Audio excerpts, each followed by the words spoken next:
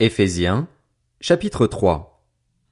Moi Paul, je suis le prisonnier de Jésus-Christ pour vous, les non-juifs, si du moins vous avez appris comment je fais part de la grâce de Dieu qui m'a été confiée pour vous.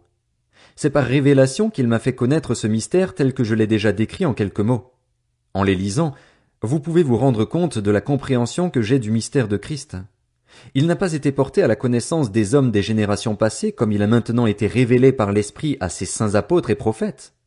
Ce mystère, c'est que les non-juifs sont cohéritiers des juifs, qu'ils forment un corps avec eux et participent à la même promesse de Dieu en Jésus-Christ par l'Évangile. J'en suis devenu le serviteur conformément au don de la grâce de Dieu qui m'a été accordé en raison de l'efficacité de sa puissance. Moi qui suis le plus petit de tous les saints, j'ai reçu la grâce d'annoncer parmi les non-juifs les richesses infinies de Christ et de mettre en lumière pour tous les hommes comment se réalise le mystère caché de toute éternité en Dieu qui a tout créé par Jésus-Christ. Ainsi, les dominations et les autorités dans les lieux célestes connaissent maintenant par le moyen de l'Église la sagesse infiniment variée de Dieu, conformément au plan éternel qu'il a accompli en Jésus-Christ notre Seigneur. C'est en Christ, par la foi en lui, que nous avons la liberté de nous approcher de Dieu avec confiance. Aussi, je vous demande de ne pas perdre courage à cause des souffrances que j'endure pour vous, elles sont votre gloire. Voilà pourquoi je plie les genoux devant le Père de notre Seigneur Jésus-Christ, de qui toute famille dans le ciel et sur la terre tient son nom.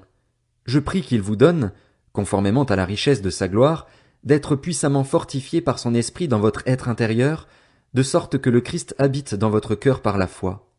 Je prie que vous soyez enracinés et fondés dans l'amour, pour être capable de comprendre avec tous les saints quelle est la largeur, la longueur, la profondeur et la hauteur de l'amour de Christ, et de connaître cet amour qui surpasse toute connaissance, afin que vous soyez remplis de toute la plénitude de Dieu.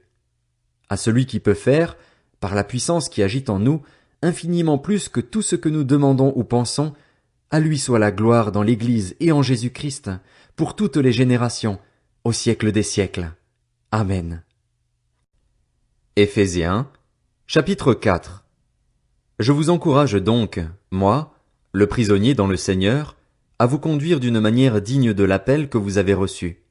En toute humilité et douceur, avec patience, supportez-vous les uns les autres dans l'amour. Efforcez-vous de conserver l'unité de l'esprit par le lien de la paix. Il y a un seul corps et un seul esprit, de même que vous avez été appelés à une seule espérance par votre vocation.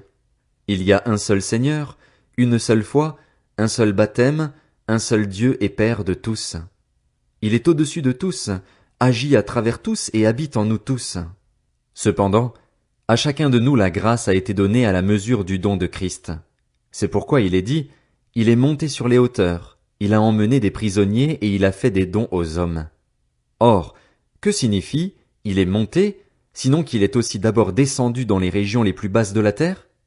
Celui qui est descendu, c'est celui qui est monté au-dessus de tous les cieux afin de remplir tout l'univers. C'est lui qui a donné les uns comme apôtres, les autres comme prophètes, les autres comme évangélistes, les autres comme bergers et enseignants.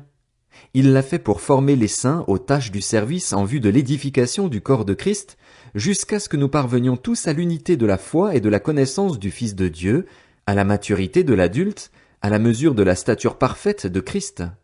Ainsi, nous ne serons plus de petits enfants, ballottés et emportés par tout vent de doctrine, par la ruse des hommes et leur habileté dans les manœuvres d'égarement. Mais en disant la vérité dans l'amour, nous grandirons à tout point de vue vers celui qui est la tête, Christ. C'est de lui que le corps tout entier, bien coordonné et solidement uni grâce aux articulations dont il est muni, tire sa croissance en fonction de l'activité qui convient à chacune de ses parties et s'édifie lui-même dans l'amour. Voici donc ce que je dis et ce que j'affirme dans le Seigneur.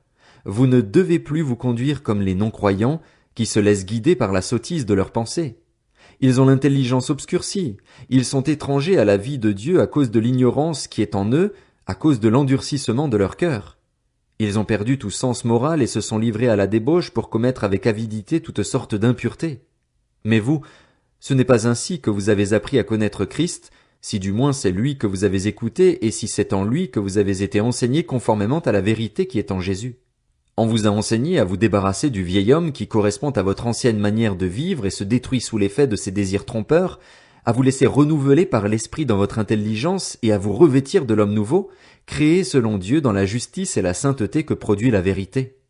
C'est pourquoi, vous débarrassant du mensonge, dites chacun la vérité à votre prochain, car nous sommes membres les uns des autres. Si vous vous mettez en colère, ne péchez pas. Que le soleil ne se couche pas sur votre colère, et ne laissez aucune place au diable. Que celui qui volait cesse de voler, qu'il se donne plutôt la peine de travailler honnêtement de ses propres mains pour avoir de quoi donner à celui qui est dans le besoin. Qu'aucune parole malsaine ne sorte de votre bouche, mais seulement de bonnes paroles qui, en fonction des besoins, servent à l'édification et transmettent une grâce à ceux qui les entendent. N'attristez pas le Saint-Esprit de Dieu, par lequel vous avez été marqués d'une empreinte pour le jour de la libération. Que toute amertume, toute fureur, toute colère, tout éclat de voix, toute calomnie et toute forme de méchanceté disparaissent du milieu de vous. Soyez bons et pleins de compassion les uns envers les autres. Pardonnez-vous réciproquement comme Dieu nous a pardonné en Christ. Éphésiens, chapitre 5. Soyez donc les imitateurs de Dieu, puisque vous êtes ses enfants bien-aimés, et vivez dans l'amour en suivant l'exemple de Christ, qui nous a aimés et qui s'est donné lui-même pour nous comme une offrande et un sacrifice dont l'odeur est agréable à Dieu. Que l'immoralité sexuelle, l'impureté sous toutes ses formes ou la soif de posséder ne soient même pas mentionnées parmi vous, comme il convient à des saints. Qu'on n'entende pas de paroles grossières, de propos stupides ou équivoques, c'est inconvenant, mais plutôt des paroles de reconnaissance. Vous le savez bien en effet, aucun être immoral, impur ou toujours désireux de posséder plus, c'est-à-dire idolâtre, n'a d'héritage dans le royaume de Christ et de Dieu. Que personne ne vous trompe par des paroles sans fondement, car c'est pour cela que la colère de Dieu vient sur les hommes rebelles. N'ayez donc aucune part avec eux, car si autrefois vous étiez ténèbres, maintenant vous êtes lumière dans le Seigneur. Conduisez-vous comme des enfants de lumière. Le fruit de l'esprit consiste en effet dans toute forme de bonté, de justice et de vérité. Discernez ce qui est agréable au Seigneur et ne participez pas aux œuvres stériles des ténèbres, mais démasquez-les plutôt.